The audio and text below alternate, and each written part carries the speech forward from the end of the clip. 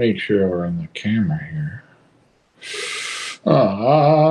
Hey guys, it is Ryan, Richard and Richard, Feathers Elite Pigeon Auctions. Hopefully everyone can hear. Reminder guys to like, share, and subscribe. Reminder, this show always works best when you participate. We will wait to make sure that we are on YouTube and Facebook. Good evening. Howdy. Hello, Michael Peebler. I just want to make sure everything is on. Make sure that we are on YouTube. We'll wait till someone says hi on YouTube. Make sure we're on the tube. Will says good evening. Hey, good evening. Oh, okay. Recover. Oh, we're going to have to do some recovering of the broadcast. So let's see how the internet service works here tonight. I hope it works good. Mom, when you go up, can you take Lumpy Lump up with you? Thank you. David Tracy says hello on Facebook. Welcome to another Monday night family show. And we like to talk everything pigeons, pigeon related, and pigeons. Josh is there. Hey, Josh, thanks for grabbing those tires for us. We appreciate that. Tire savings, big tire savings. 4 tires in Canada, $1,600. Same 4 tires in the United States with the conversion, $865. Half price. Half price. America, you guys are getting the deal on tires. Hey, that's a good savings. Boy, Canada gets robbed again. Robbed on the liquor, robbed on the tires, robbed on the milk, robbed on the eggs. We're getting robbed on everything here. There's only one good thing Canada has right taxes, now. What? It's only one. Only one good thing that the Canadians have. What is it? Feathers Elite Pigeon Auctions. Mm-hmm. All the bids are in Canadian dollars, guys. That means you Americans, we're giving you, again, 30 cents on every dollar. And Canadians, you're getting the same discount because you don't have to pay in U.S. dollars. That'd be 30 cents more on the dollar.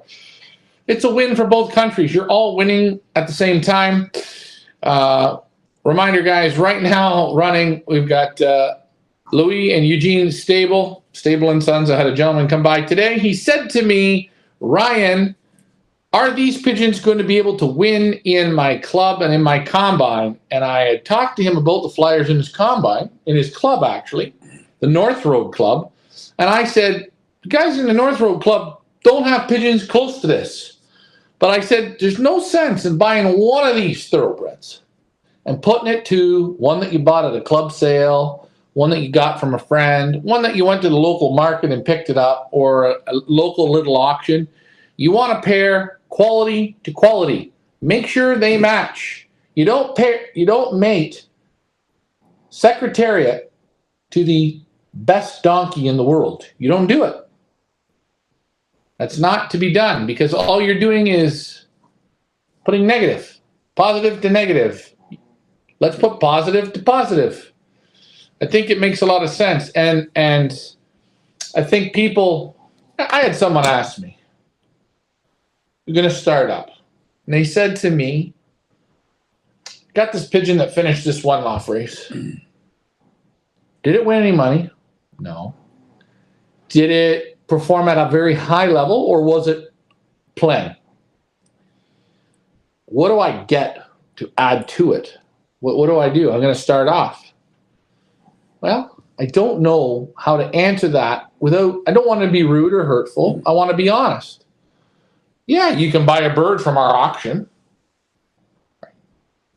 You got 50% of a pigeon that can come home on a tough race or tough course. Okay, that's good. Now you got a pigeon that you're going to bring in that's loaded. What I'm thinking is, the pigeon that's loaded, get another one that's loaded, and get another average pigeon, put it to the other one, switch the eggs. Because that's what I would do. I like to start always on the right foot if I can. Don't you think? Makes sense. If you don't believe it, Well, Take your racing pigeon that you have. Let's say it didn't even fly well. Just you know, it is a racing pigeon. Made it to fantail, or why don't you made it to a satinet or something like that, a nun or an owl. So you took that racing pigeon, go and take a satinet and take it 5 miles away. It'll never come home. Fantail will never come home. Why? Because it doesn't have it here. You can't do it. But your average racing pigeon, your piece of shit racing pigeon that really has done nothing in your club, nothing in your, well, if it didn't do anything in your club, it won't do anything in your combine, but made it to that fantail or that nun, or satinet, Chinese owl, roller. Well, now you're going to take the racing pigeon. This thing will at least come from 10 miles, 20 miles, 50 miles, 100 miles. But it doesn't prove in the club. It just comes. But now you made it to this. What have you done? You've diluted this a little bit ability in that bird. You've diluted it. Again, now you've diluted it. Now, take the youngsters from that. See what happens. And then now, you try and bring that blood back to where the racing pigeon was. How many generations are you going to have to do it to get it back? So, like we're saying, okay. you're better off to mate up. So, yeah. Yeah, right. Quality to quality. And gang one says, let's have it right. All the guys who send to one-loft races send their best they think they have of their top breeders. No, gang one. That's fucking shit. That is the most crock of shit I ever heard. They sent their best. I had a guy that sent 10 birds to our race, 10 birds to that race, and 10 birds to that race. And our little race, our little cow track, dirt track, shithole track, he lost them all except for one. This guy was a pro. He had told me straight to my face, you did a poor job. This is shit. This is crap, and this is shit. He says, okay, you're the pro. You sent it to our race. You got one bird that's just rolling along, baby. Whatever I throw at it, any speed bump, night training, side training, 110-degree training, I give it. This son of a bitch is bang at the top. Paperwork showed it in black and white. And you know what he did? He didn't even activate that bird. He activated all the birds in the other two races. Michael Jex did in all the other races. On the other races, the big in our race, this bird was an ace bird. Now, I don't believe people send their best. I think people think they send their best. No, but wait a minute. Think. I think what Gang One said, he was right what he said. Yes. People think they're sending their best. They think they're sending their best. Okay? Can I ask you a question? Okay. Can I ask you a question? But I seen the pedigree. Right. I seen the pedigree on the bird from Michael Jex at Blue Ribbon. Right. I told Stan, take that bird and sell it. Sell it to a guy. I want a one-loft winner. I want a one-loft winner. I want a one-loft winner. Stan said, why would I sell that pigeon? I says, because the whole tree, look at it. There's 0 wins. This pigeon is a damn good one. This pigeon will make you $2,000, $3,000, $4,000 on the sale. Get out of it and get a pigeon that's loaded. Hold on. That's my opinion. The bird was a one-time wonder. The bird had a good series. Against how many pigeons? Against what? I believe people send their best, but nobody knows what's their best. And I'm going to say something. I can go right now on the auction sites in North America, and I can put this man, I'm going to talk this man right here. North America. I'm going to look at all the other auctions. This man, those pigeons you see on that screen, they'll crush any auction running right now in North America, hands down. Hands down. put quality in your loft. This isn't.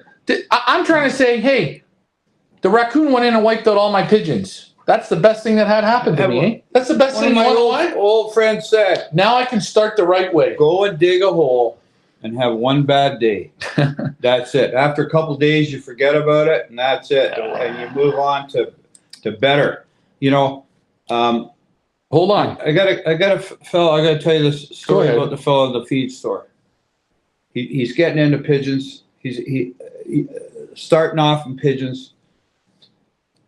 He's about probably 50 years old, starting. Mm-hmm. Okay, fine. And he's very innocent about, like, he's real innocent. He doesn't really know much about it. He heard about it, and he got started, you know. I went over, and he says to me, come on in here. I want you to handle this bird I just obtained from a fella. Right. And this guy is probably flying 35 or 40 years in the Canadian Racing Pigeon Union. And he's given this guy at the feed store, because the fellow there said I'm short of hand, he gave him this pigeon. Okay, I handled it. Had a real short back. Tail went up like this. Had very little muscle tone. It was fairly buoyant, of course, because it got nothing to it. It was pretty buoyant. And soon I took it in my hands, I could hear the rattle. You know, it's got respiratory. I said to him, this bird's got respiratory. Now, this guy that he obtained it from had 35, 40 years of pigeon flying. He's still flying pigeons. Now, either this man who gave him the bird after 35, 40 years, no zip. And I know the guy that gave the bird to this fella, he's in his club, he never hits it. Definitely in his combine, never hits it. Flying against 1,000 to 1,500 a week, never hits it. And he's given this to this starter fella, and it's rattling. It's short backed. I mean, short. Yeah, the vents were open. The tail went up like a fantail. And I open the mouth up. The tongue is totally black. So I'm saying, just because Buddy says, I got 40 years in pigeons, you need a pigeon? Don't. I wouldn't give that pigeon to a 3-year-old kid. Can I ask you a question? Yeah. If you gave him another pigeon to pair with it, and you talked to him for a little bit, for a couple weeks, talked to him, and he entered your one-loft race, he sent his best, didn't he? He did. He did. That's what he thought. Right. That's what he thought. I know people send their best to one-loft races. Of course we do. But can I ask you a question? What in the hell is your best? Well, your best pigeon is a blue bar that your wife likes, right, and your grandchildren like, or your kids like, and that's my best pigeon. Well, people don't know, right? They're not proven. So you're better off to buy out of stuff that's proven. Some people say, I wouldn't give you $1,000 for that pigeon in your auction. Heck, I can get him from him. He'll give me 25. He said, I'm getting rid of a bunch this year. I got too many. You're better off to say to him, first of all, where were you in your club? Where were you in your combine? How many? Blah, blah, blah. What? You're going to give them to me? No, I don't want a pigeon. If you're high up in the combine, I don't want you to give me a pigeon that you don't want. No. Anyways, okay, move on from that. We did good there. Congratulations there. Again, I'm going to post this picture back up. This was a pigeon that we had sold. Reference today. Daughter Lily from Combe Van Zorn. This turned out to be a young cock. He bred today. Equal first at the Chavez Classic in Texas. 125 miles. Easy race, 1,500. Bird makes it up in the top. This man here flies no one-loft races. People, I can say it time and time again, if you look at the peds and you look at the pigeons, you look for the confirmation, and you try and get the best from the breeders, your odds go up. I can't guarantee everyone breeds a winner. And no, you don't fly pigeons off pedigrees. That's for sure you don't. But I haven't met too many guys that don't go for the loaded pedigrees, that don't come out with super loaded results. I see it. But again, you have to put the work in. And again, I think we're talking about judging again on one-loft races. I would like to say to a guy starting off flying, or anybody flying pigeons, if so-and-so says, I want to give you of my best pigeon, you got to ask him. And this young guy said, you want to give me a pigeon? The red hen? Okay. But a young guy starting off don't have the guts to say, hold on a minute. Thank you, sir, for inviting me. But what's your record? Let's see what you've done. What? That guy there who gives a bird with a black tongue rattling, tail up, open vents, short back, all this shit, he's going to swallow. You know, but you understand what I'm saying? But it was the guy, it was the president, it was the man who gave him the pigeon. He really set him off on what I call a shit foot. A real shit foot. And you know what the poor guy asked me? He asked me, Richard, how can I fix this? Yeah. Well, what do I have to breed this to fix it? Well, what about the rattling? How do we? He asked me, what kind of medication should I give it for rattling? Oh, and all this stuff. Yeah. And that's like, why don't you call the guy that gave it to you? Guys, hey, that's the president of the Up North Combine. Well, we don't want to mention any names. I'm saying, hold on. He's a high-ranking ding-dong. A ding-dong. When I look at the man, when I look at his actions, when I look how he speaks to women, when I look how he keeps his teeth, right? I look at it all. And did I expect any different? Nope. You know what he did? He hit the nail on the head, and he didn't help the young guy out. And now the guy gets on a bad foot. But hey, we're talking about our country here in Canada. This is why this son of a bitch here sinks bad. She's sinking. The water. This is like the goddamn Titanic coming in. Anyways, I'm going to move on. Gang one and them, I'll get to your comments. Ryan, have you ever tried selling North American pigeons to any other country? They're not worth nothing. I can't. Okay. I shouldn't say they're not worth nothing. That's being negative. Let me ask you, Miss San Diego, hell of a good pigeon. The Seagull, he bred good pigeons. He bred pretty good for us here. Would you call any of our European breeders and send them that as a gift?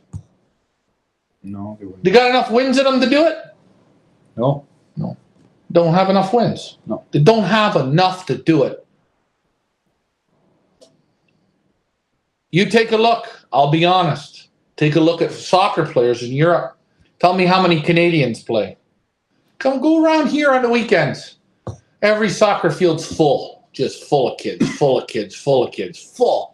From 5 years old right up. You see the percentage of zero are in Europe playing. They can't make it. They can't even touch the field. Now, why is that? I don't know. I know why. But in all honesty, it's almost the same.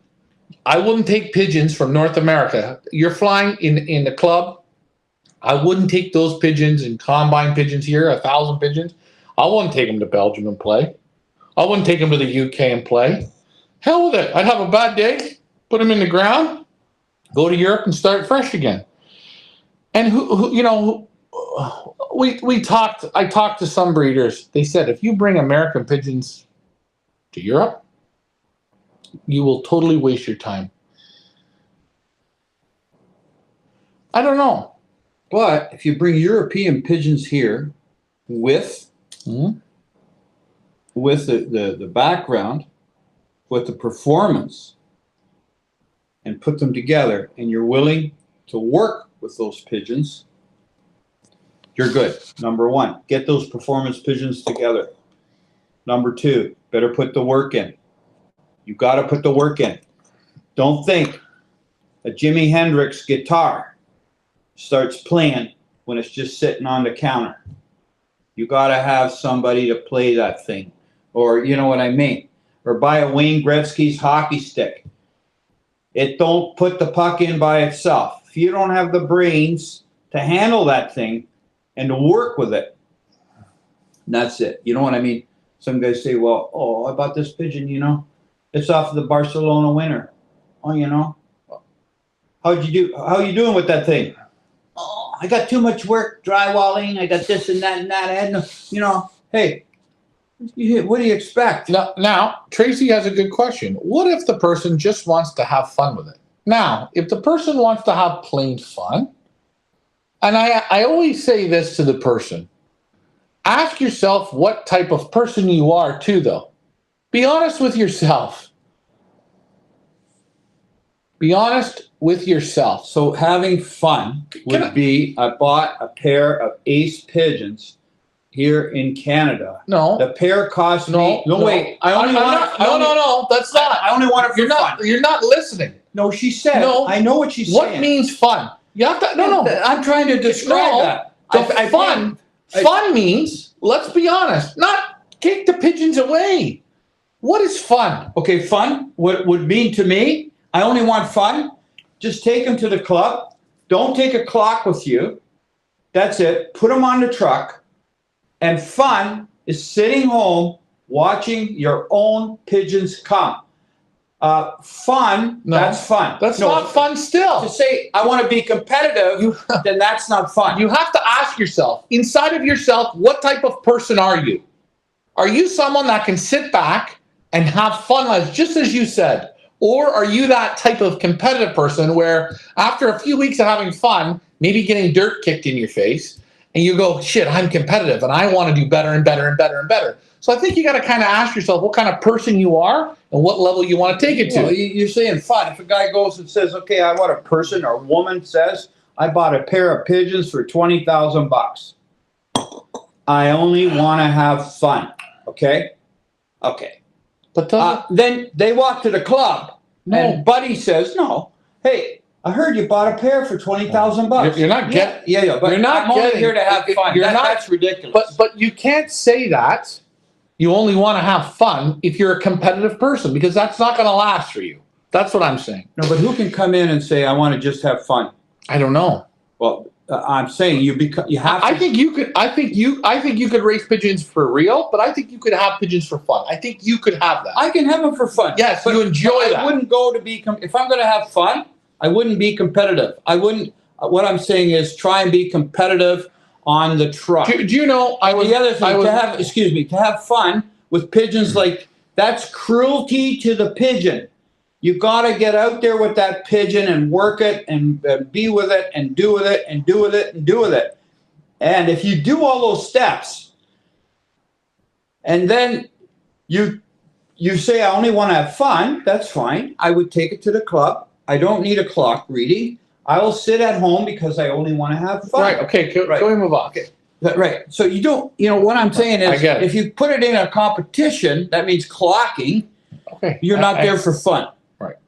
Okay, let me go back and look at some of these comments because I think it blowed up. Nice beer. It has a fruity taste, this beer.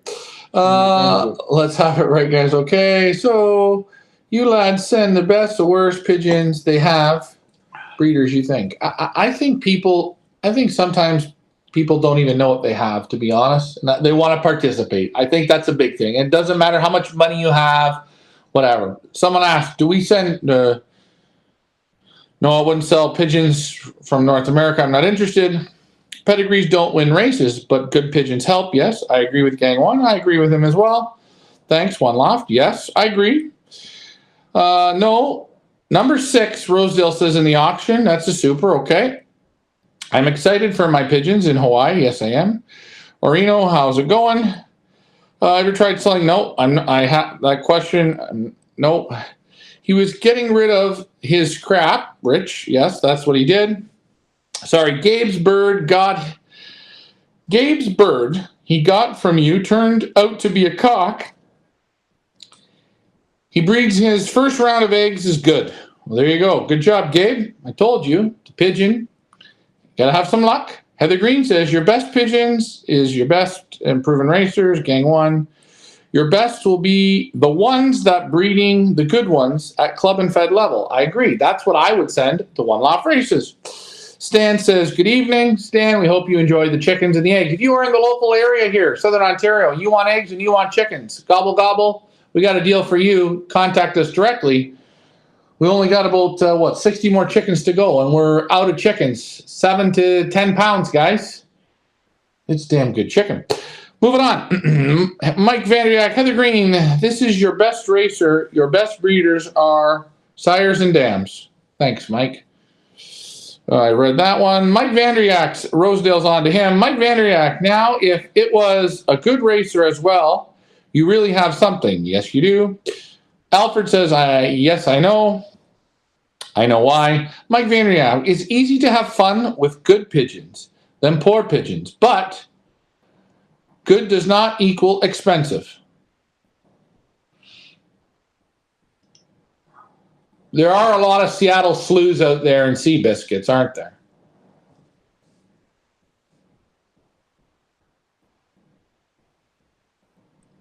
I'm going to tell you, good pigeons aren't expensive, but good pigeons aren't free either. I've yet to get a good free one, really. But you know, the person that's working with the pigeons has a lot to do with it, right? Okay, so hold on here. Whoa. This is a good one. One-loft Racing says, I do not know too much about American pigeons, but I would try a pair of Aztec or Ganis. Well, let's be honest, folks. My Ganis pigeons all come from Europe. That's not knocking. They're bred in the United States. They all come from Europe and one-loft races. And it is so funny. It's funny. The pigeon called Miss Maurice, the gay pied. He bought the pied that was an hour out in front. He already sold her off. One-loft winning machine. Gone. I seen a few more big winners. Gone. You know why, eh? They're gone. Because winners, those one-loft race winners,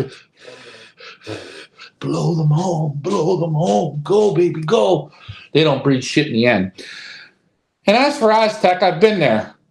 Aztec has got a collection of import pigeons from the biggest lofts. And I'll tell you, the Aztec pigeons, the European pigeons he got are great. The Mexican pigeons he has are great. That's what he's breeding from. He's not breeding from American pigeons. No way. The best pigeons they have come from Europe. It's the truth. It's a fact. Ruben Mora, Ryan, you think that a pigeon sport is for people with money? No, it's not for us. Not for people with money. You can have all the money in the world. We've seen a guy with loads of money. Loads and loads and loads of money. $10 million, $20 million. Can't win a race. Buys a bunch of expensive pigeons and he's collecting, right? The thing what I like about racing pigeons, the poor man, but he's got the heart to work and he's got the pigeon sense, is going to, he will blow away a man, the richest man in the world. This is what I like about pigeon racing. You know, horse racing is different because you got to pay for the board, pay for the trainer, pay for this. That's very can get expensive. Car racing is the same thing, you know. But a pigeon man, a poor pigeon man, can blow away the richest man in the world. I don't think she's watching a movie tonight, Mike. Not now, anyways. Hopefully, it's working good. But no, I don't think. And again, I'm not saying you got to go out and buy $10,000 pigeons or $100,000. No. Because we've sold lots of super pigeons for fractions of the price that they are in Europe. And I'm going to be honest. You've seen me do it. I've done auctions for Canadians. And I've had an auction of a European running at the same time. The European pedigrees are whack. Direct off of this. The parents, blah, blah, blah. There were so many wins. And that pigeon was struggling. I watch another guy local to the area, pigeons with almost zero results, $800, $900, $1,000. I'm going, wow, shaking my head. I will say one thing, our auction site gives really bang for its buck pigeons. Bang for its buck. And that's one thing that's nice, that people in North America can get it. Sure, we sell pigeons at $1,500 or $2,000 or $5,000. We've done that. But if you look at it in all honesty, go look at the birds for Eugene Stable right now. Take a look at what they're at. They're all very cost efficient. And hey, if the pigeon goes up to 1,500, it's 1,500 Canadian. It's not 1,500 euros. No. I don't think you have to be rich. I think you have to know what you're picking, and you want to look for the results. If you really want to go pick it yourself, you're going to get a better deal, you think, okay. Jump on the plane, make arrangements to, first of all, meet the fellow, pop in the plane. Just before you even buy the bird, you're looking at about $3,000. Didn't even buy a pigeon. Didn't even buy it. It's $3,000. Right. And now you've got the performance, true performance here. You don't even have to get in your car. You don't have to pick your phone up, really. And you got true performance. And you think you're getting ripped off, but you can get a cheap local guy, like the guy that gave the bird to the guy at the feed store for $50, $25. And he's been in pigeons 35 years. Well, okay, are you getting ahead? You're not getting ahead. You're joking yourself, man. Joking yourself. I think you are. Well, hey, you know, I remember shit. What was I? 8 years old? We went over to Harry Suter's. He had those Roussel de Bach grizzles. Yeah. I went there. I was little. You took me there. I had to phone him myself. And he was an old man. Ricky said, yeah, you want to get pigeons from him? Call him up. I remember we went over there. Right? I was a young guy. You had pigeons. I said, I want that Roussel de Bach grizzle cock. He was beautiful.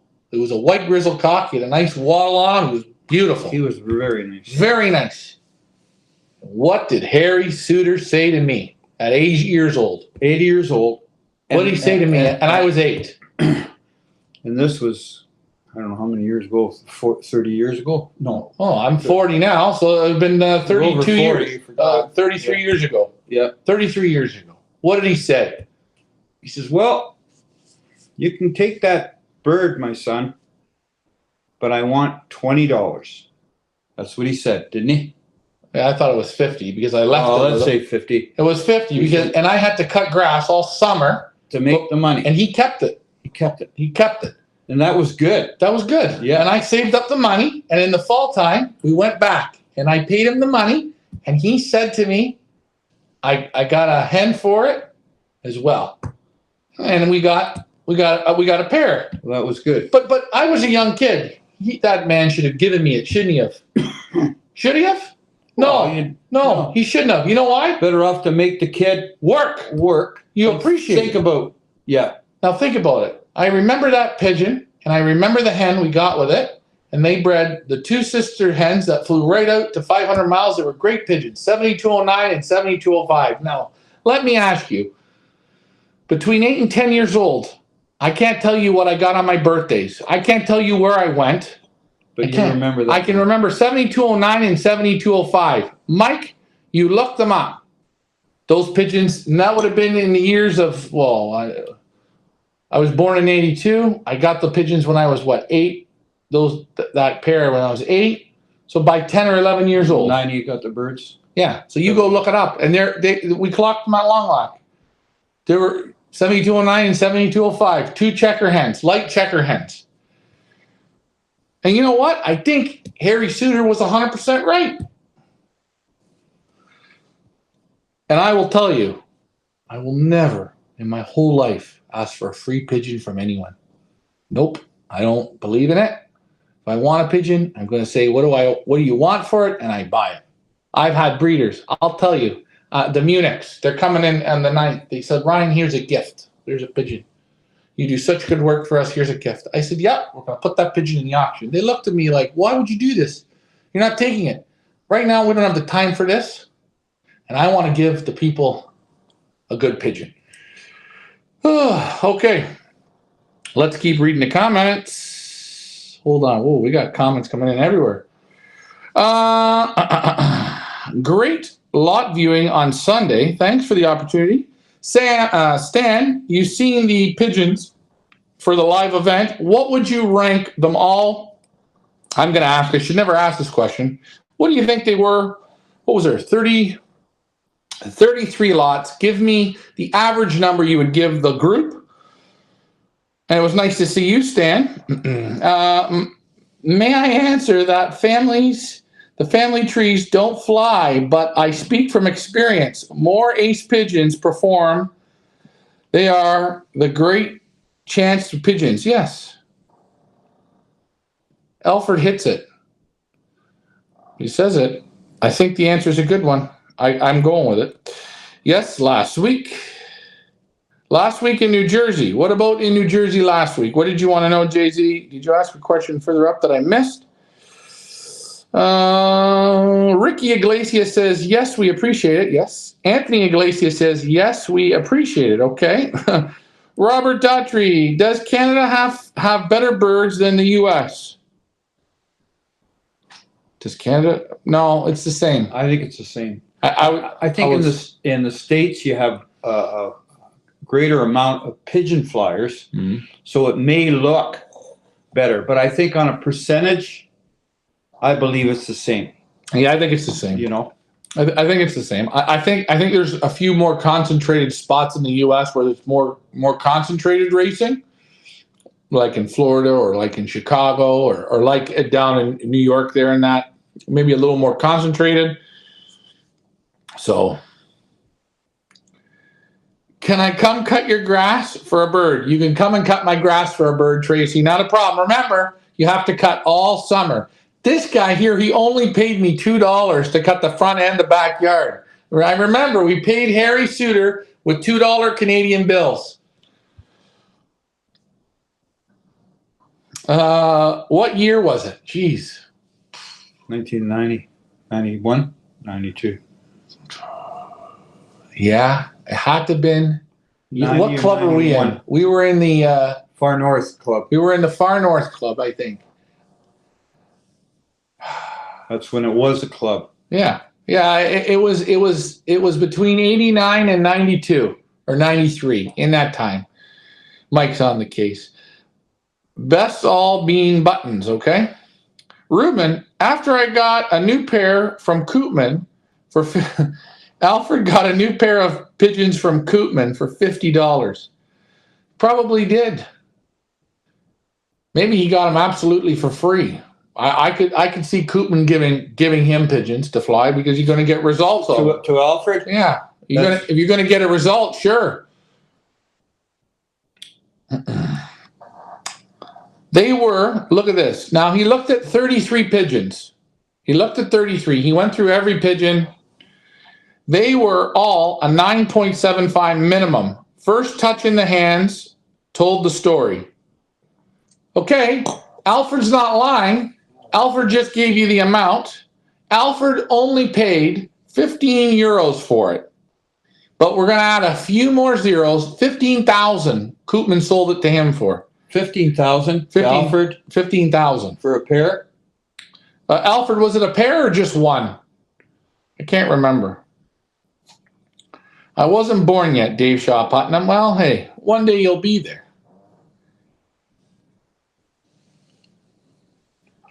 We flew the youngsters. We flew the youngsters from the grizzle. I can remember the cock. He was black and white. He was fairly large. Large. He had a big waddle, and the hen. He was very buoyant. He was super buoyant. Yeah, and the hen was a blue grizzle. She had a little bit of white on her head. Her head was white, and she was all peppered grizzle. And we bred them, and they never bred a grizzle. They always bred checkers. Always. Every time. I remember the day was it that day we went over to Harry's place, and he had birds flying.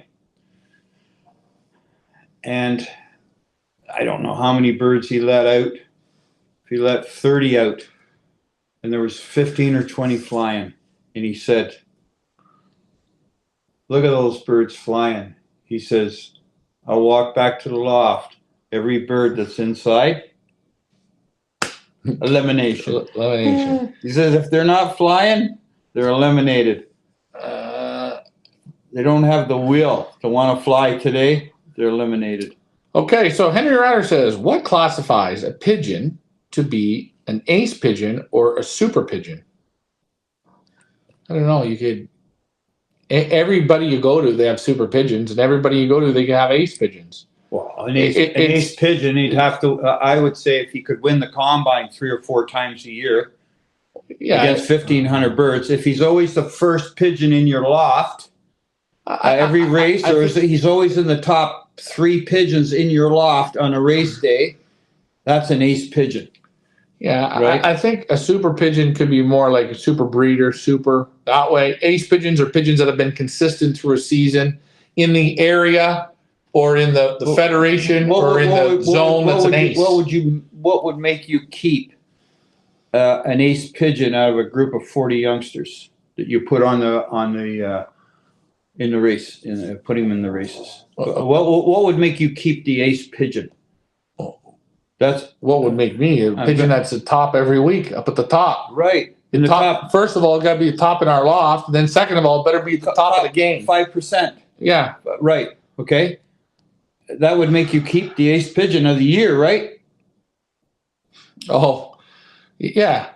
And Jay-Z says, you could have got many champions at a working man's prices at the New Jersey auction. Yeah.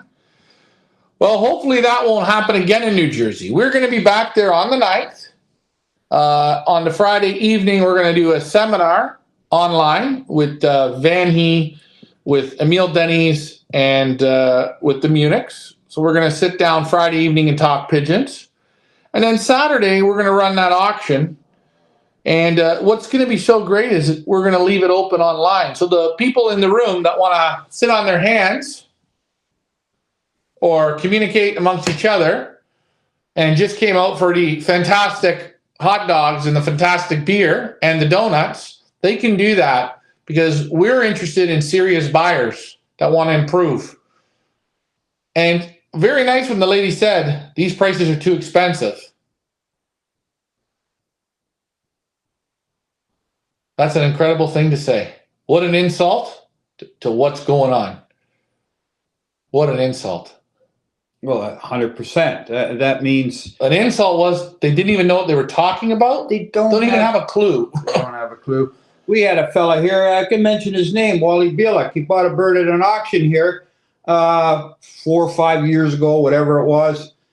He paid $900 for the bird, and he thought that was too much money. That was too. He said, you know what? And it was Annex Gochan pigeon.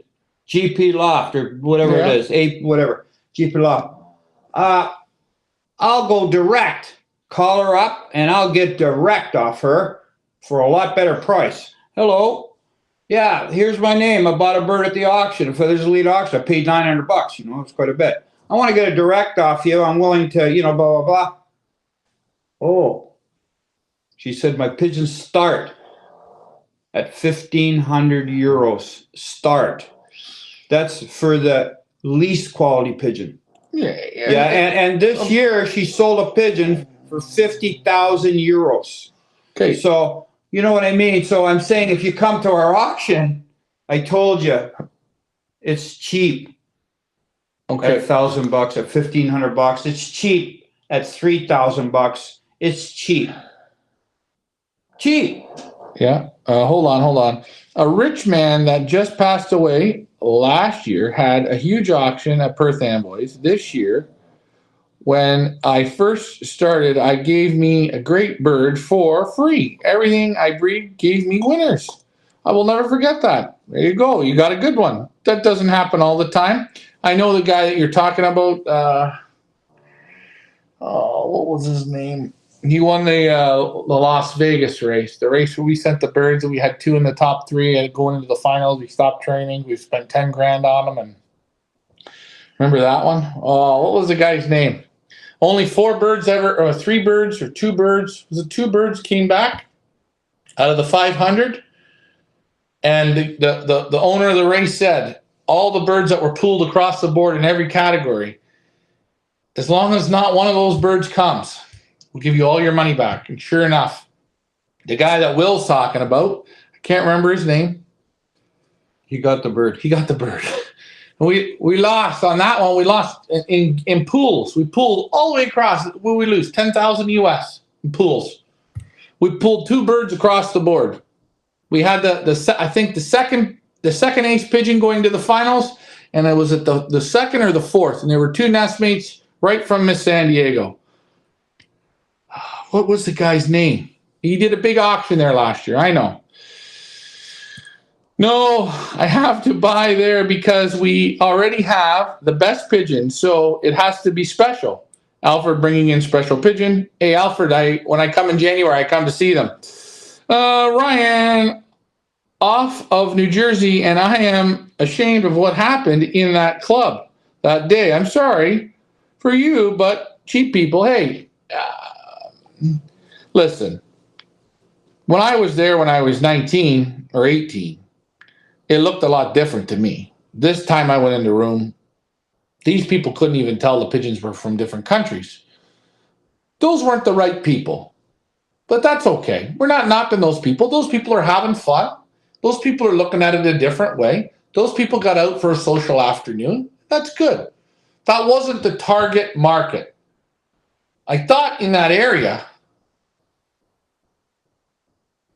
I thought there were machines there. I thought there were guys that are there to raise pigeons. But I don't know if that's true. We're going to find out the next time. And maybe they won't come out to that event. Maybe they don't like those pigeons. Maybe so. But that's okay. Every day you can't be perfect. But we don't quit. We go back. We do it again. You learn. Brian Mansker, she was clueless if she thought these birds were expensive. I didn't expect to hear that answer. That was actually that was like when you're standing and then a bus hits you. You didn't see the bus coming. That was that moment. Tom Famey, that was the name right there. Yes, that was the guy, Tom. And he sold the pigeon that won that race. I knew about it. Tom. Younger pigeon guys now. Well, younger pigeon guys. Have you seen the World Series of Poker? I'm seeing 19-year-olds playing poker better than older men. I don't want to use age. I don't think age has to do with it. Battle Ridge Loft, yeah, okay. But they will spend $1,500 on an iPhone. The blanket, yeah, that's right. They spend money on other things. A lot of people don't. I don't know. I don't know what people want. But until you go and you try, it's a learning lesson. If you don't try, listen. If you don't shoot, you'll never score. Isn't that right? That's right. So I would rather shoot 100 times. I got a shot at scoring 100 goals than never shoot because I'm never going to score. He was a great man. No one had anything bad to say about him. The only thing I had bad was he got that stupid bird. You can't satisfy the people. And I did think the people enjoyed the room. They had a good little afternoon. Those just weren't the people for those pigeons. They would have been happy if we would have had fantails and who knows, a show that might have been real happy with. I'm going to stay, though, and go on the Monday. They got some other auctions. I'm going to go and check that out the day after ours because I want to see the pigeon people that come to that one. I'm going to do a Facebook Live on that because I am I'm always interested. Also, guys, another good guy. This guy's always great when you meet him. Luke Van de Plas, one hell of a nice pigeon man. He's got great pigeons, good results. He's very interesting. He had a pigeon he raced up to 9 years old. She stopped laying at 3. And she had, I believe he said, 89 top prizes. Wow. He kept flying her, eh? That's a one-time wonder, eh? Yeah. He said it on the interview I did with him recently. He said, I lost her at the beginning of the last season. He said, I lost her, and he said, I felt horrible. Of the last season. Yeah. The first race, the beginning of the season, he said, it's not a far, she's gone. Hawk picked her off, or she packed it in. Or she packed it in or whatever. But again, a little congratulations to one of our Feathers Elite breeders and our Feathers Elite buyer. There you go. This is already starting to breed good pigeons. Congratulations, Alfred. Good luck here. Congratulations, Gabe. Again, you're only at the start, but hey, maybe you got a good one there. We have to see. Also, we will have a Boxing Week sale, December 23rd to 30th.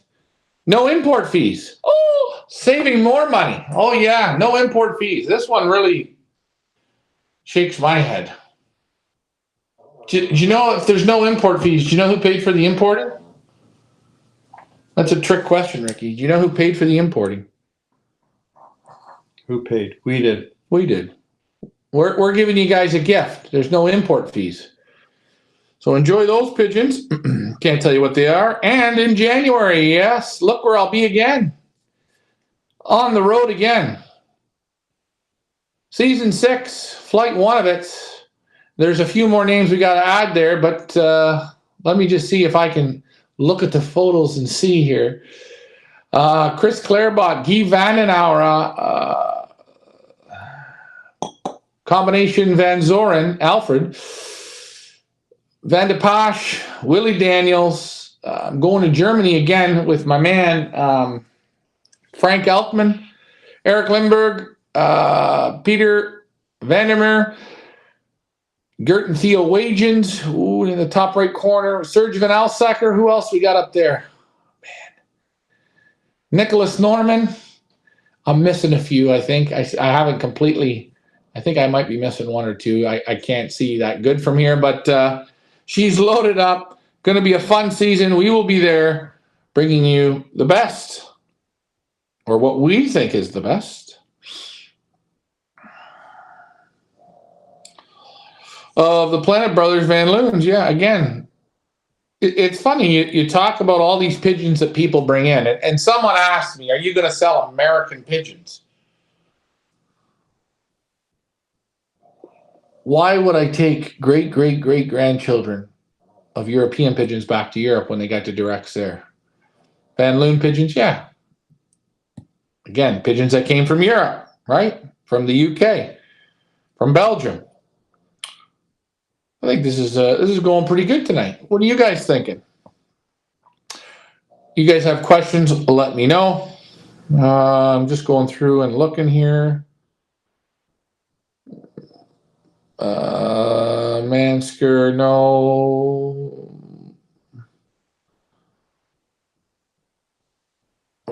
Mike Vaniak, only one pigeon ever won UNC 4 times. Jesse James, yeah, that was a grizzle. There you go. Hawkbait, it did it. I wasn't born even then. I'm just looking at the comments. You guys got quiet all of a sudden. I just want to make sure that it is still on and running. That beer was actually quite nice. I think it was a 1 beer, but it was good. I like the taste. It was sweet, fruity taste, a little orange. Not too bubbly though. I like a little more bubble. There was no gas in it at all. That's right. It was a flatter beer. Very flat. Very flat. Yes. Mind you, I'm at the end here, but yes, true. He had basically the best of the best. He liked some birds. He bought them all. A man came in from Canada, I think. MD Lofts bought in Gabby's. He bought everyone there. Well, there you go. Buying Gabby's again. White Pigeon Loft, Theo and Gert Wagens will be there. They have a super collection They got a super collection of gabbies. Jeez, they got, I think, over €1 million in gabbies, and they selected them down to the very best ones, and they're doing very, very well. Would you ever buy Chinese pigeons? No, I wouldn't. I would go to China and buy the Belgian pigeons that are there, or the European pigeons, but I don't think I would. I don't know. The Chinese race different. The Chinese, I don't. I can't say. I've never been to China. I will say I was very impressed when I went to Aztec Loft and I seen the pigeons that were being bred in Mexico. Now, mind you, I seen the pigeons that he selected, and I know if he's in Mexico and he's selecting pigeons, he was only looking for the creme de la creme. But there were some nice ones. He raises a lot of birds too, right? Oh yeah, Aztec raised 900 youngsters. 900 youngsters. So, I mean, out of 900 youngsters, and you know, you're going to get 100, close to 100 super good pigeons. No, I think out of 900, I think you're going to get 18 good ones, maybe. Super. But I mean, half-ass pigeons. No, but you should have about one super out of 900, I think. You will never be able to test birds like they do in Europe. No, that's another thing. You won't be able to. Not even close. And I still think the sheer size of the amount of pigeons in the air, that's a big difference. I mean, I think letting pigeons out 5,000, 6,000, that's big. But you see those releases where they're 25, 30, 50,000. That's scary big. But if you look at China, they've purchased probably some of the very best pigeons. Yeah, sorry about the video. It was, the internet there was horrible, but he had a really good loft. It was a real nice setup.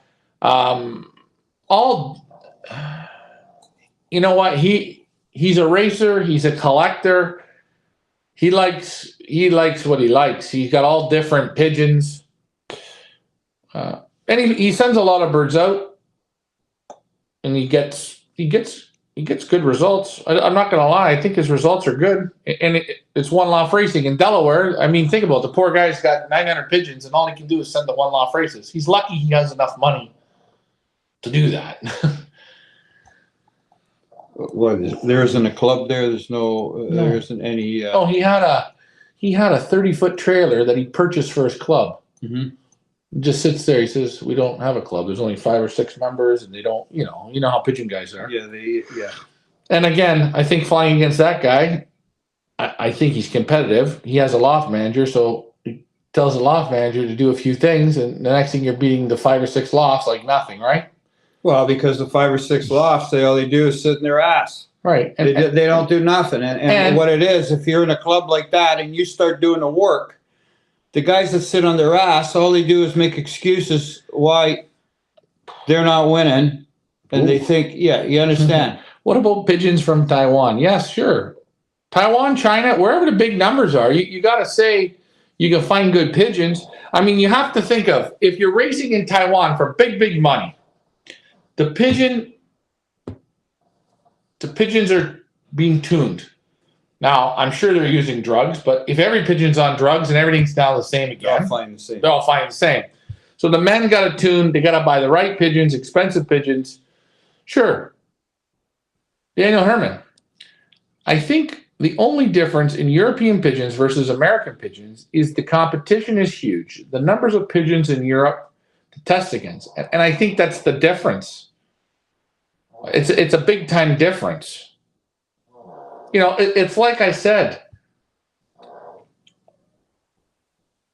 if you win a one-loft race and then you look at the speeds, or you look at the number of competition, or the number of lofts, or it all changes what's the real value of the pigeon.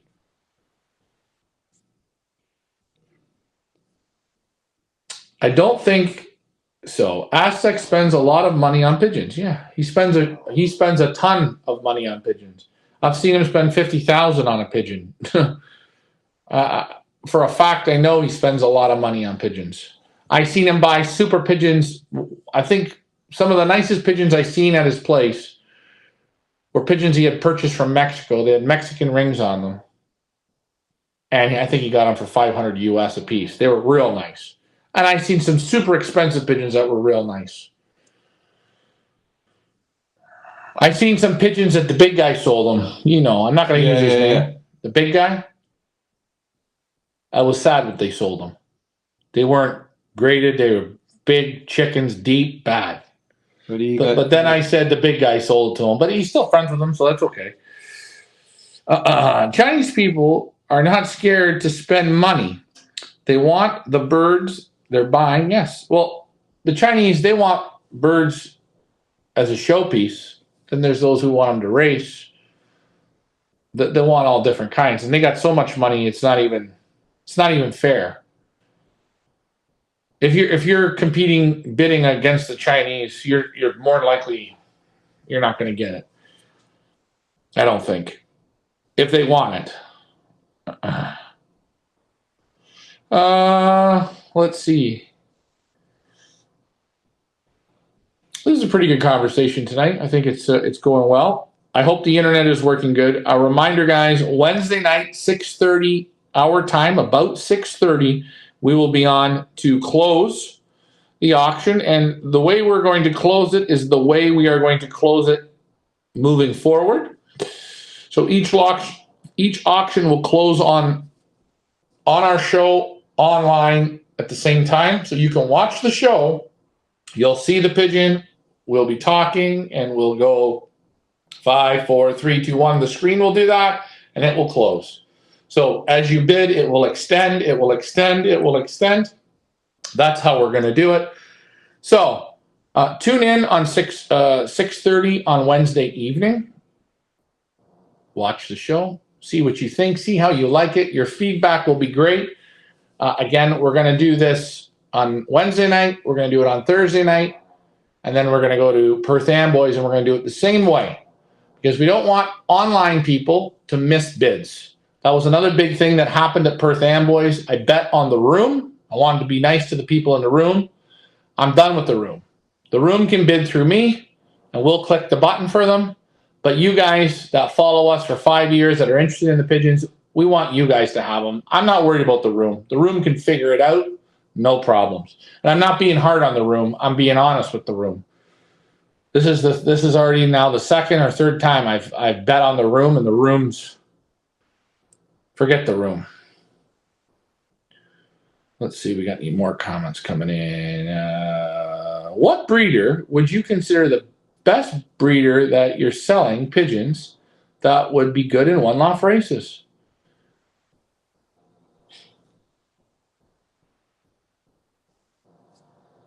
I'm going to just say this right now. Let's step back for a second. Every single breeder that we represent, I would have no problem picking up the phone and saying, ring, ring, I'm going to go to Africa Pro. Can you breed me? Any breeder, anyone that we represent, anyone. Out of your best, send. That's what I would say. That's my best odds to win. I'm going to say right now, Eugene Stable. He's never flown in a one-loft race ever. 33 years in his area. He's the best in the area. He's got it in black and white and paper. Ian Sybil came 4 years ago. I'm using Ian again. Ian's got to get a shirt from this. Bought 8 out of the 10 pigeons. Come to our race. Won the first year. Come the second year, same pigeons, won again. Send them out to Nick Fan's race, won there. Good pigeons are what you need. If everyone in your area flying the same old pigeons, I got that one from iPigeon. This guy was calling them, and this guy was doing this, and this guy was doing it. They're all just regular old run-of-the-mill pigeons with mediocre pedigrees. You're all flying against the same pigeons. So you better come at them with different pigeons. And you know what? When the family tree's loaded here, and loaded here, and the other one's loaded, and you put them together, your odds go up. Well, you take somebody like Ian. He's down in Fort Erie area. Mm-hmm. He's really not in a good spot. For pigeons to fly to his loft, sometimes he has to fly through 2 or 3 wind patterns to get there. Mm-hmm. Whereas maybe myself, I only fly through 1, right? Mm-hmm. Okay? And he kicks butt. He's good. He kicks butt. He wins with the same pigeons in the combine. Yeah. He wins in the same pigeons with the one-loft races. And if you think I'm full of shit, if Van Zoren is on, when Van Zoren came, we took him to Ian's. And he looked at the pigeons. He's no dummy. He was impressed. So, if you ask me, I want you to do your research. And I want you to buy the best pigeons off our site, the top pedigrees. Good conformation. Everything's nice. Try and find those nice rich eyes. Look for it all. Go out and do that. And every time you go and bring a pigeon in, compare it in the same way. Someone wants to give you a free pigeon, you know what you're better off to say? Hey, it's okay. You know what? Breed me a pair of youngsters and I'll fly them. Breed me a pair of youngsters and I'll fly them. Stan says, thanks for the show. Hey, thanks for tuning in, Stan. Hopefully your day at work went well and those eggs are going down good. Why do you think OLRs is all that compared to pigeons that race in combine? But I guess they're chasing the money. Well, K-Man, I'm going to say this. In the world now, well, in North America, I don't think there's people that want to put the work into race pigeons. You got kids, you got to work, your wife's working, you got to work to live in your home. You got to work. What do you feel like doing when you come home? Do you feel like getting your birds set up, go down the road, train them? I don't think people want to do it anymore. But what I think if you really want to fly really well, okay, you got to put in about 35 to 40 hours a week playing with your pigeons to really kick butt. Do you understand me? And I don't think there's anybody here really that wants to do that. No, and can I ask you a question? From looking at it, right? I look at we'll take Aztec for example, from where he lives. He can't race in a club. There's no club there, so he can't. It's not like he's in Alfred's area or in our area even here where there's clubs that you can race. There's no clubs. And I think a lot of people, it's easier to just put them in a box and send them and put a little bit of money down and play this way. If you do the math, and I'm not saying about me doing the math, if you go to some of the top flyers from different parts of the world and you add up what they spend per year to race the pigeons, the feeding, the training, the medication, not even buying the pigeons, you add that all up. That's expense, man. That's what? Probably around $6,000. Maybe that could be a minimum. In this area here, you can do a $6-7 a year. That's right. And yeah. So I just think it's so easy to put pigeons in a basket and mail them to California and say to John Timmerman, you do the work. Here's $1,500. Guess what? I put the computer on and I see if I'm good. And if I win money. Think about it. You can spend $7,000 a year in your little area racing, buying the best feed, giving them the drops, do all this good shit. And guess what? You're going to beat who in your club for a little piece of paper. Does it pay to do it? Don't pay. If you send them out to one-loft races, you better make sure they're doing the work. Hey, look at this. That's the other thing. Hey, Ryan and Richard. I was third in a 3-bird race, 350 miles from the Aztec high bid bird that I purchased in your auction last year, winning $800 US. Well, there you go. Guys, I think Aztec has good pigeons. He tests the pigeons. He has a lot of pigeons. We went there. We selected the pigeons. Now, we only sold, I believe, 10 pigeons. Take a look. Another pigeon that we selected. And I will say something. I'm not saying that I'm God, because I'm far distinct from that. But when we go and select pigeons, 99% of the time, it's pigeons we want to buy. I can't buy the pigeons, but I'll tell you, well, this one's a 10, this one's a 10, this one's a 10, this one's a 10. And I'm saying they're in the 9 to 10 range. And I say, I first look at the pigeons. These are all nice. Send the pedigrees to Leah. She says, do the pedigrees work for our program? Don't look at pedigrees first. Look at pigeons. That's how we do it. Because there's a lot of beautiful, and I mean the most beautiful women in the world. But you give them some ingredients on a table, good ingredients, real good, a whole lot of ingredients. They can't cook shit. But they sure look good. They look good from the front, sideways. They look good from far distance, right up close, wind blowing, in the rain. They look good when they get out of bed. They can't cook. And I'm using that, I'm stereotyping, you know what I'm saying. No good. No. They got to have everything. We asked here on the camera, Stan. We gave him the beer, he came out, and he said to me in the garage, I'm mind blown. And I said, well, why are you so mind blown? And he said to me, this driveway should be full. I said, full of what? People knocking down the door to handle those pigeons. So, Mark, I better see you at New Jersey. I'm going to buy you a beer. The birds help me relax. Yes, they do. Mike Vandriak, fly, classic widowhood, 2 hours a day. Yep. Fly classic widowhood, 2 hours a day. OLRs, I think so, will be the future of the hobby. One-loft racing will be the future of the hobby in, I believe, very busy countries. And I mean busy. The American and Canadian rat race of work. Yes, one-loft racing is going to grow. But I will say there's going to be a time here where I think people are going to get real caught from not playing fairly. One-loft racing needs to be way adjusted. There needs to be some type of what we call control.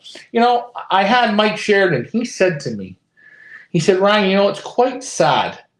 It was quite sad. He said, if a guy doesn't activate his birds in your race, or, you know, or in Tony's race, Tony should be able to tell those other one-loft races, watch out for this guy. He doesn't activate. The birds should all be taken out. I mean, that's one way. You know what I'm saying? Like, there's got to be control, but there's got to be control also on the guys running the races. But hey, we'll see how that goes. Do you ever bring new birds into your loft? Nope. No birds. We just auction off the birds. When it's time to have our own birds, we're going to have our own birds. We're waiting for the perfect time. Yeah, they all look good from far, but far from good. There you go. What else was I going to say here? I wanted to also bring this up. Hey, guys, there are only 2 spots available for our Pigeon Boss tour. We got people from Australia, America, and Canada coming. Would I love to get someone from the UK? Absolutely. We got 2 spots left. We're taking 7 people with us. It's going to be a fun little 13-day excursion. You guys are going to really see a lot. And hey, guys, I don't want to forget, come down for this live event. If you are coming to New Jersey and you're coming in on the Friday night and you need a hotel, I won't book it for you, but I will give you a hotel that's nice, it's clean. We did the bug bed search. There was none in there. The breakfast was pretty good for hotel breakfast, and it's 7 minutes from the hotel, from the clubhouse. So if you want to come on the Friday, you can. I recommend it. The doors are going to open at 11.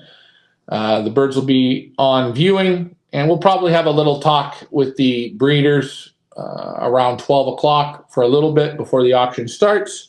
Meet the real professional. You know, it's real professional. It's incredible. When you look at Annemie Van Hee and Emile Denny's, in that, just in those two people, there's over 200 years of pigeon knowledge. Isn't that something? And then you look at the Munichs. The Munichs, he's been flying since he's 8 years old. He's your age, so he's been pigeons. 39 years old. Yeah, you're 39. So he's got 55 years flying pigeons. 55 years flying pigeons. 55 years flying pigeons. So you got right there and there, you've got 250 years. And those Munich pigeons, guys, ask Stan, what did you think of the Munich pigeons? That's what they say. That's no joke. No joke. Listen and learn. Great show, guys. Yes, hey, great show, Antonio. Antonio, I don't know what part of the U.S. you're from. I hope you're going to come to the live event. Hey, could you do me a favor? Could you go in that room and grab that box, that little box? Oh. I got to show that. I got something to show you guys. Michael Walsh. I'm somewhat new and trying my best to learn about different breeds and pigeons. To me, it's a hit or miss on birds. I expect to be good. Goodbyes. The birds I bought for Feathersley, I bought Rashada birds came great. Also, interviews. Thank you. Wow. Thank you. And reminder, when you buy pigeons, when you purchase imports, and guys, an import can be, I bought a bird from California and I'm bringing it into Canada. That's an import. Pigeons that do the movement, sometimes they take a season. They take a season. Climatize. Like your show from Nebraska, thank you. This trophy right here, at the December 9th, the December 9th. Do you want some ice and water? Auction, yeah. Lots of water, a little bit of ice. No, full of ice. Richard, you see this trophy here? That's very nice, isn't it? Beautiful. Beautiful trophy. It says sixth place, Extra Final Derby del Mediterraneo, year 2022, 557 kilometers. For Americans, that is about 330 miles? Yeah. 330 miles. Emile Denny's, the band number of the pigeon. This pigeon will be sold. A one-loft winner will be sold. But Mr. Emile Denny's, the man that he is, he said, Ryan, that pigeon is good, but I'm going to make one better. He put the parents in the auction as well. So you guys have an opportunity from Emile Denny's to purchase not only the winner, but the father and the mother. Ask Stan Berdinsky what he thought of the father, the mother, and the child. David Tracy, remember the last time, eh? But you see what a guy Emile Denny's is. This would be a nice trophy for him to keep. He says the trophy should always go with the pigeons that won it. I find the ratings to be very accurate. He knows a good pigeon in the hands. You know what? I will say something. I think I'm lenient, a little more lenient. Richard's a lot more, he's more ruthless than I am when it comes to grading the pigeons. That's called muddy water. Muddy water. Right. I am, and sometimes I think I shouldn't be that way, but I am. And I appreciate that. I will say, if I'm ever on the fence, I give him a pigeon, and I know in about 2 seconds what he thinks. Now, you will see the pigeons that are rated right now for the 9th. The auction for the 9th. We're bulking them up. We got them a little bulked, a little bigger. Remember, they're going to have to start transportation Tuesday, Wednesday, Thursday, Friday. They'll be on show Saturday. But Saturday don't end. They have to be shipped Monday, Tuesday, Wednesday. They have another 5 days of transport. So we got to put some weight. So if you see vent bones are a little open this way, that way, I'm being honest, we're putting a little extra weight on. So I want, hey, I'm going to be honest. Well, these pigeons haven't worked either. They've been in quarantine, 2 quarantines. They've been, they haven't loft flown. So conformation is going to be a little bit different. But they are 9.5 to 10 the way they stand right now. It's the truth. I mean, guys, we want to be honest with the gradings as well, as honest as possible. Because if I tell you it's the back is perfect and the vents are perfect and that's perfect and the eye's perfect, all that's perfect, and you get it, and it's not that, then you lose your confidence in what we're doing. I have to try to be honest. You know, it's like I say, I hate pigeons banded on the wrong leg. I think it's cheap. I don't like it when they're banded upside down either. Don't say that to the Munichs. I hate that. Never do that. I know it looks good in photos, guys, but don't set your pigeon up for a photo. Let your pigeon earn a photo. So band it the right way. Gabe Ledbetter, here he is. Let's round of applause for him today. He was equal first at the Chavez race. A lot of pigeons there. Fast race. You made it up at the top. You took a chance, eh? You tried a Van Zoren pigeon. So far, so good. Hopefully, you get a few more results. But good job. And as One-loft Racing says, a very good show and discussion, as always. We're not always going to agree, and we're not here to agree. If this show was all about agreeing, this show would suck. But I will say,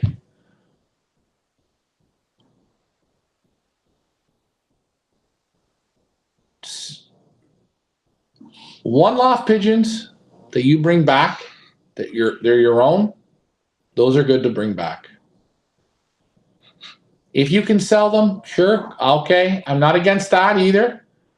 But you don't have to go crazy and buy a whole bunch of One-loft winners. Steer clear from that. I seen the big guy, Mike. I see him starting to move these pigeons from 18 and year 20. He's moving them out. I know why he's moving them out. That son of a bitch, Wolverine. He ain't moved that pigeon out, did he? Wolverine just stayed there and kept breeding the old golden eggs. But those One-loft birds he brought back, they can't seem to keep up to good old Wolverine. I don't know why that is. Anyways, yeah, it was a good show. We're having a good drink. But I got to say, if you want to buy a proven breeding pair of One-loft winners, Emil Denny's. And I will say one thing. The pigeons that you purchase from Emil Denny's, I give you total go ahead and play in Thailand. Go ahead and go to these European One-loft races. These are the pigeons you want to send for that. I think you're going to be there. These Emil Denny's pigeons, if the race becomes tough, these are when you're going to clock those pigeons. Same thing. You look at these One-loft races in Florida. You can even take the Big Andy one. If they do those 450 or 500-mile encore races where it's always a goddamn disaster, as you see here in the super final, that means it's the encore at the very end, the last one, the toughest one. That's when those birds come in. So be confident in these pigeons for those distances. I'm not expecting Emil Denny's pigeons to bang it up at the front in the Chavez race. But if he does the encore race at the end, normally that's the graveyard, these pigeons will show up. And I always like what Emil Denny said to me. He said, if you want good pigeons for breeding, you want to find them. He says, you got to take your young birds to 400 miles on a real day. On a real day. On a real day. He says, get them down to 1,200, 1,100, a real day, 400 miles. He says, if you send 250 of your own. 1,100 yards. Yeah. 1,200 yards. 1,000 yards. In that 1,000 to 1,200 yards or meters, whatever way you want to cut it, whatever. You give them 400 real miles. He says, if you send 250, you might get 10 home. And he says it's those first ones. Those are the special pigeons. And I believe he's right. That's right. And, you know, that's something when you're sitting having dinner with him. And he says, well, now we're not allowed to test like that anymore in Europe. But that's how he came up with all the good pigeons, eh? Mm-hmm. He did it right as young birds. He pushed them right to the end. To the end. He exploded them. And he said, you'll see it. It's just the same as I said, a pigeon that can do 9 or 10 hours on the wing. On a day with a race, with a headwind or something like that. You know what I mean? Oh. 9 or 10 hours and a nice, tough day.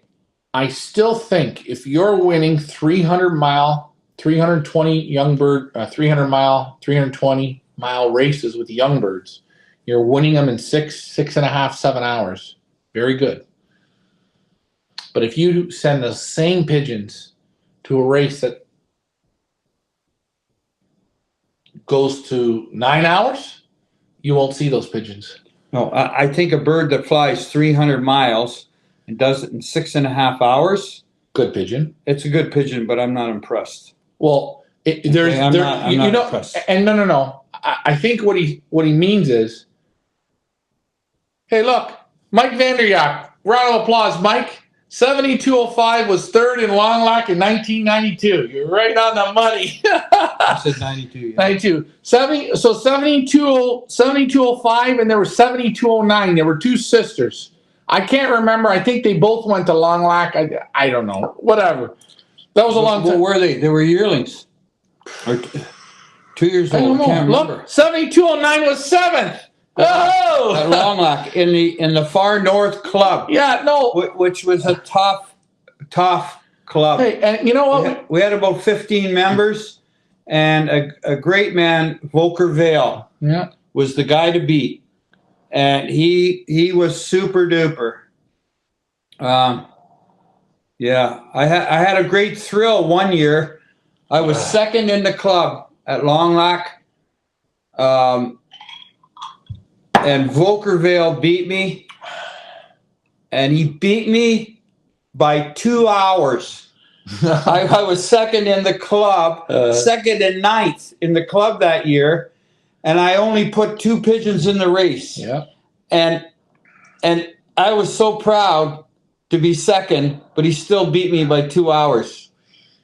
yeah. No, you know. Now I wanted to get here what one that was tough. Yeah, that was tough. But hey, Mike, thanks for looking that up. And again, hey, think about it. I think it was $50. I remember it took me all summer. We went there in the fall because we would always go to Hillcrest Mall and we'd go to Harry Suiter's. I remember that. And you think about it. I remember both the numbers still. It's amazing. I can't remember that. I can remember both the numbers. I remember both the grizzle hen that you got off Harry for the cock. Yeah. For that cock. It was his hen. He said, go over to Gary Morrow's and go get that hen. Yeah, Gary Morrow. Gary Morrow. We went over to Gary's. He gave us the hen.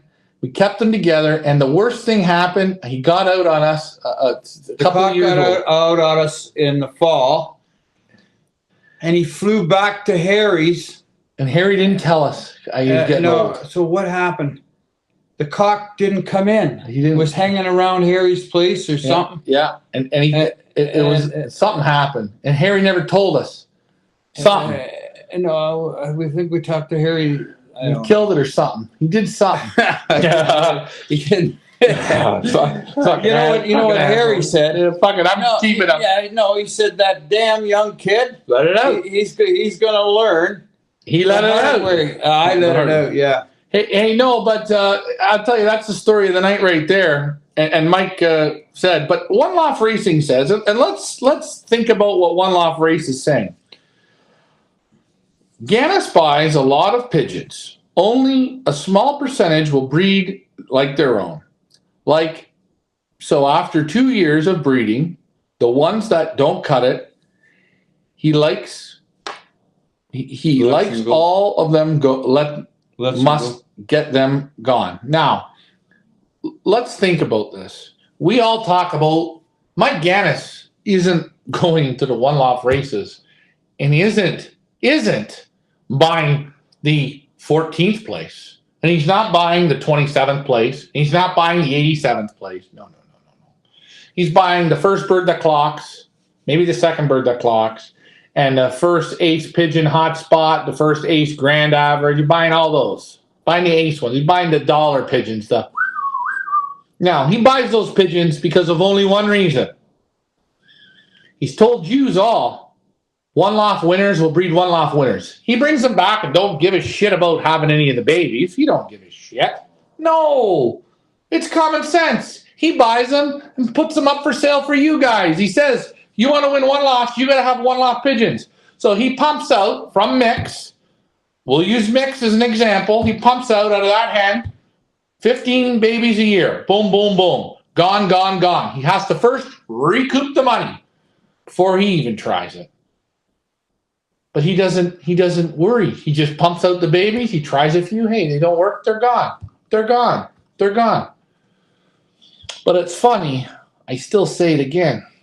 Some of his best one-loft breeding pigeons are pigeons he got from Europe, from breeders that weren't in one-loft racing. And what I say is, watch the smoke and mirrors about the one-loft. I told Mike Green, he got the checker hen back. Congratulations, Mike Green. He says, you got the parents? Yeah. I said, if someone gives you an offer for that pigeon, let it go. I don't care how good it raced here. I don't care. Let it go. Why? This is my thought. Let it go. Take your money, use it to go into more races, or improve your breeding program. That's it. Holy jumping. The comments are coming in. From Rosedale.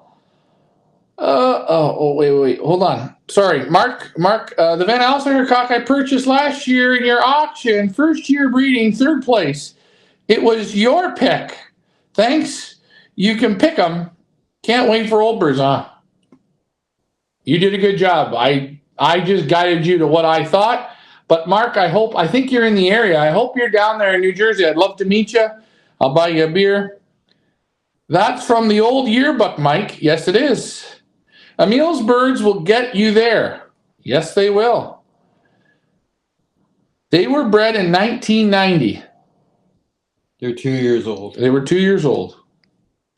So that means, the first year at Long Lac. Hey, look at Mike's doing some research. 7209 was 18th from Cochrane in 1993. So that was Cochrane for us is 350 miles. 350 miles. I think the Gannis birds breed his breeders way too much. Well, he has demand. What does they say? Supply and demand? Supply and demand. And guys, I'm not knocking him. Hey, he's marketing. He's selling pigeons. He is getting results. But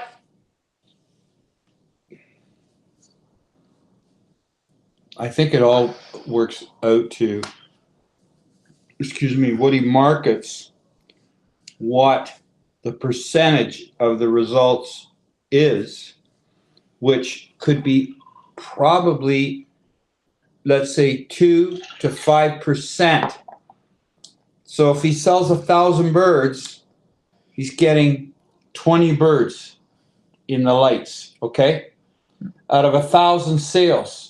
Okay, so I'm saying it's the odds, or it's all the same. If you raise 1,000 pigeons in your own loft, Mike Gannis got his name off of going to Belgium, going to Holland, and buying the best pigeons he could buy, buying national ace pigeons. But that time's gone now. It's gone. I can sit here. You can put Mike here beside me. Shut the camera off and we'll talk pigeons.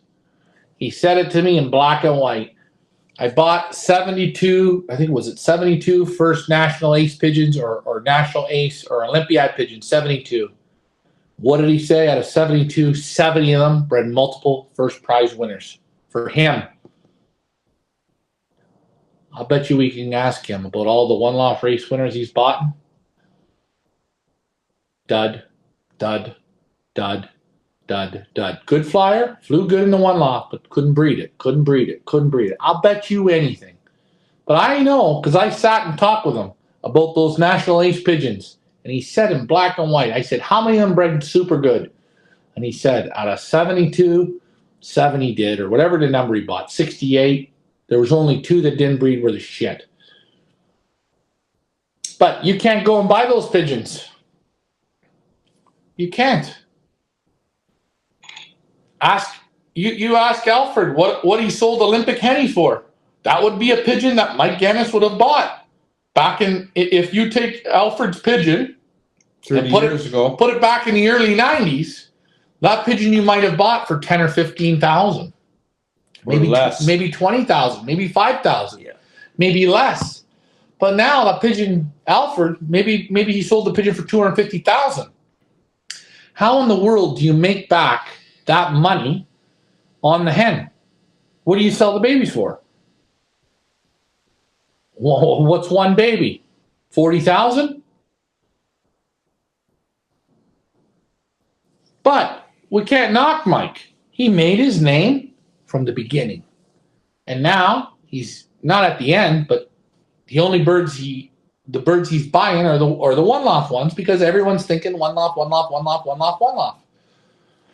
You want to win one-loft, you go buy the best pigeons you can and pair them together and work them and judge and grade them and be sensible. You'll see. You think we're done? I think we're done, eh? I think we're tired. Good show tonight. We talked a lot of good pigeons. We had some ups, some downs. And getting back to buying pigeons, ask yourself before you start buying, what's your personality type? And if you're one of those guys that say, I can't just sit back, I got to win, I got to try, you got to get the right pigeons. Bert Oslander at Global Pigeon Supplies loved buying Olympiad pigeons. Yeah, he was another one. That's right. I bought pigeons from a big loft in America. Never again. Got rid of them as fast as I got them. I will say one thing. If you come on the Pigeon Boss tour, you will see what I call real pigeon men. Real ones. Real. Not marketing, selling machines. They were pigeon men first. Emile Denny's, he's a pigeon man. Annemie Van Heen is a pigeon woman. Guy Vandenauer, real pigeon man. Serge Van Alstecker, pigeon man. And I'm talking the type that's different than going and going to a big name brand loft here in North America and looking at it. Different pigeon men. These are pigeon men that built their name off of what they did in the backyard with the pigeons. A pigeon man that will sell you a pigeon or give you a pigeon and be proud of the pigeon. Be proud, not ashamed. Not like the poor guy at the feed store. After I told him, I'm sure he went home and said, shit. Right? Yeah. These are the people you're going to talk to. They're proud of their pigeons, and they won't sit there and blab, I'm this, I know, you know. They won't be like that. It won't. You won't believe it. They will not be like that. No. And they won't bash other people in their combine, in their club. They won't They're true sportsmen. Yeah, they made their name. The pigeons made the name with them. They worked from the bottom up to the top. They didn't go out and get a nice fancy hairdo and this and that and start selling pigeons. Oh no. Before you ever heard about Emil Denny's, he was just like you. Him and his father, his grandfather, work. But now he has the name. And it's the same with Serge Van Elsecker. What a pigeon man. What a pigeon man. And guys, you come on this trip. There's 2 spots left. If you don't have a good time, I'll give you your money back. That's how damn good the trip will be. You've been on the trip. You've been on small trips. Yeah. How fun is it? 100% good. Yeah. Like I just said. I mean, I'm almost hoping one person doesn't come because I don't have enough room. You can come because it's something, again, you haven't seen all the places now I've seen. That's right. But on what he's seen, good trip. Is it worth it? You will be impressed. You'll be impressed. 100%. Well, hey, let's talk about the other day. If you're a pigeon person, you will just love it. You'll be absorbing, and beneficial. It'll be unbelievable. It'll be a lot to take in. Yeah, a lot to take in. But if your mind's open, you're a pigeon person, you're going to... You'll expand. And hey, I showed you. How good does the food look there? I just sent you photos. Oh, yeah. I don't know if you showed the people. I haven't shown the people, but I should on the next show. The food's great. Take a look at the church at Antwerp. What did you think of that? I showed you only the photos. Well, you said today in Belgium, we needed mayonnaise. He says in Belgium, nobody goes and buys Hellmann's mayonnaise. You know, they make their own mayonnaise. They do it with the eggs. And the oil. They add the oil. And salt, pepper, and a little bit of mustard. Boom, done. Buy mayonnaise? We can't buy that here. We have to make our own. You know, I'm just saying that everything is taste. At some of the restaurants and that, it's not that people don't buy mayonnaise, but you can see places you go, you taste real mayonnaise. One-loft Racing says, and this is an amazing thing, in China, they have OLRs paying out $10 million US in prizes. Also, there are 500,000 fanciers in China. It's a massive marketing. Yeah. But you're talking, I kind of joked with Serge. I said, you could take, and I'm going to use this, and I'm not trying to stereotype, you could take all the pigeons out of Belgium and Holland, wipe them all out. Mm-hmm. All pigeons are gone. Okay? China has the best pigeons in the world. Okay? Wait 3 years. Give back. Don't give back. In 3 years' time, the crazy Belgians and Dutch, they will find pigeons. They'll bring pigeons they'll just get pigeons. Give pigeons back to them. No pedigrees, no nothing. 3 years from that time, the Chinese will be back in Belgium. Buying again. And they'll be buying national winners. I mean, you can't stop it. The Belgians and the Dutch, they just know what they're doing. I don't know enough about China, but I would think if you left China on their own for 10 years, 15 years, in China, it's all garbage. It very well could be. Yeah, I don't know. It'd be all... this is my feeling. Okay. Because why do they keep coming to Europe to buy pigeons? Do you know I was in... Okay. But the Europeans don't go to China. Well, you can't get them from China back. Remember we had the little cages for breeding. Right. Little boxes. Yeah. A little bigger than a nest box. Maybe the size of a rabbit cage. Yeah. Try it one season for fun. 6 pairs. Eggs don't hatch. Eggs aren't fertile. Hens are gassy and full of shit. One baby hatches. Nah. That's how it looks. I watch guys here making TikToks on YouTube, right? From all over the world. From Thailand, China maybe you're doing it. seen some American guys doing. They got these little breeding boxes, right? I watched the 40-second TikTok. I look at the nest bowl. I look, only one baby in the nest. I look in that nest bowl, one baby in the nest. I look at the parents. I can see in the parents' faces. You know what I can see?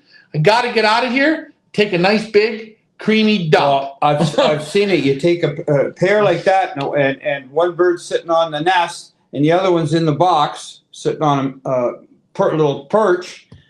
Take them out of that box and throw them into a fly pen.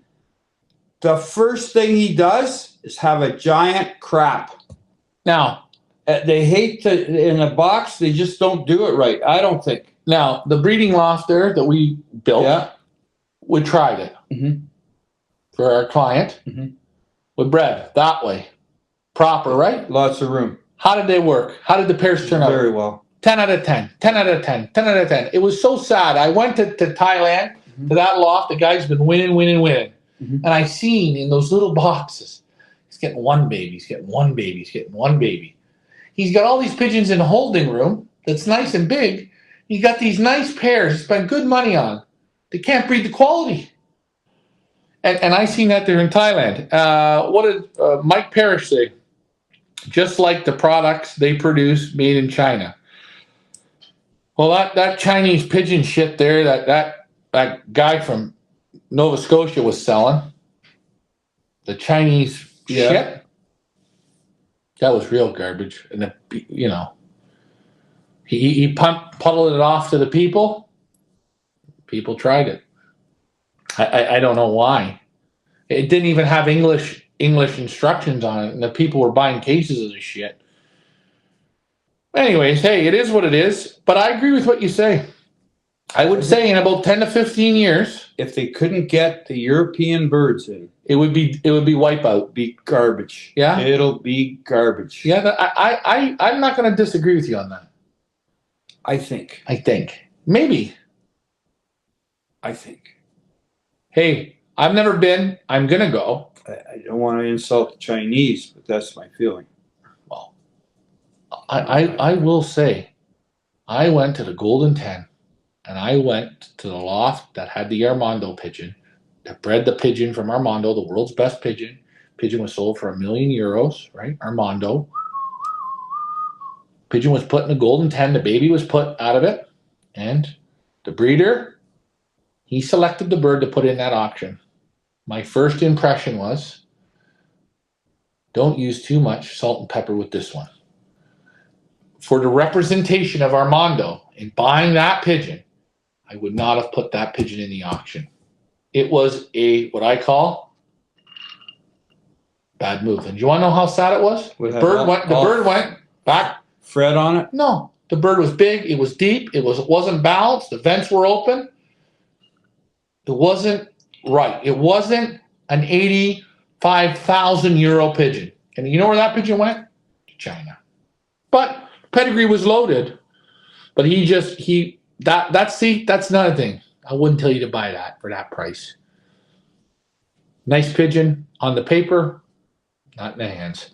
Anyways, guys, Mike Parrish says 5% leaders, 95% followers, and always will be. Feathers Elite Pigeon Auctions, we try to be the leaders. I will say one thing. The gentleman in Holland, he's given us some shouts out or whatever. He's made his own line, Pigeon Boss line.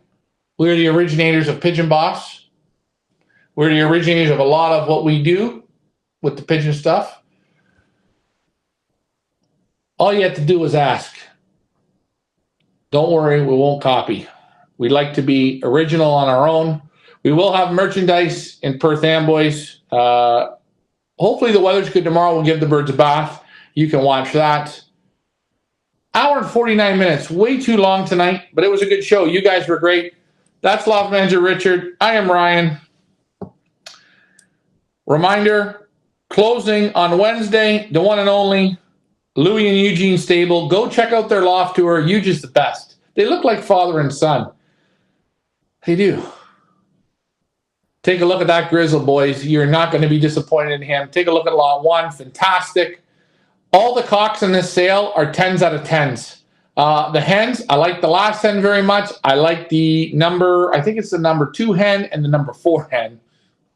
They're my faves, or they're very nice.